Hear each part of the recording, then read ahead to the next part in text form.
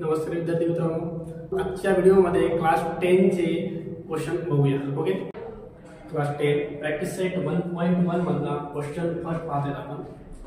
Question first दिला आपल्याला, base of a triangle is 9 and height 5. याच्यामध्ये दोन ट्रायंगल आहेत.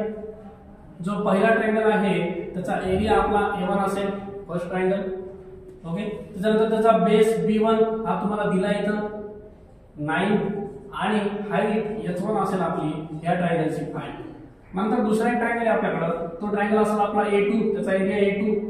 त्या ट्रायंगल मध्ये आपल्याकडे बेस दिलाय 10, बेस B2 जो आहे याचा 10 दिलाय आणि ह्या ट्रायंगलची हाईट S2 जी आहे ती आपल्याला 6 दिली. कळलं का? तर आपल्याला दोन ट्रायंगलचे बेस आणि हाईट दिली आहे. आपल्याला ह्या दोन्ही पण ट्रायंगलचे फाइंड करायचा आहे ratio of area of this triangle. तर ह्या दोन्ही पण ट्रायंगलच्या एरियाचा रेशो फाइंड करायचा आहे. ओके, तर आपल्याकडे सिमिलॅरिटी मधला पहिला थेरम आहे ratio of area of triangles. जर हाईट बेस डिफरंट असतील तर वेगळी कंडिशन आहे. जर हाईट इक्वल असेल तर बेसच्या प्रपोर्शन येईल, बेस इक्वल असेल तर हाईटच्या प्रपोर्शन येईल आणि दोन्ही पण इक्वल असेल तर तुमचा एरियाचा रेशो इज इक्वल टू 1 येईल. तर या ठिकाणी हाईट आणि बेस डिफरंट आहे. कळलं का? मग आपल्याला पहिल्यांदा आन्सर मध्ये एक स्टेटमेंट लिहायचं आहे, the ratio of area of a triangle is equal to the ratio of product of their bases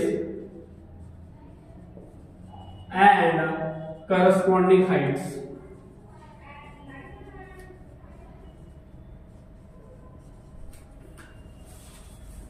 म्हणजे आपला थेरम म्हणतो, जर आपण पहिला ट्रायंगलचा एरिया A1 आणि दुसऱ्या ट्रायंगलचा एरिया A2 जर घेतला तर हा इक्वल असतो ह्या ट्रायंगलचा बेस आणि हाईट.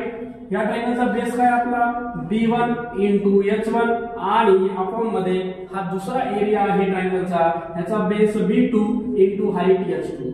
आता आपल्याकडे हे बेस आणि हाईटच्या व्हॅल्यू आहेत, त्या व्हॅल्यू इथं फिलअप करून टाका. म्हणजे A1 upon A2 is equal to, इथं बेस आहे आपला 9 इंटू हाईट आहे आपली 5 अपॉन मध्ये इथं बेस आहे 10 इंटू हाईट आहे 6. तुम्ही प्रोडक्ट करून लेस करू शकता किंवा डायरेक्ट इथल्या इथं सुद्धा लेस करू शकतो आपण.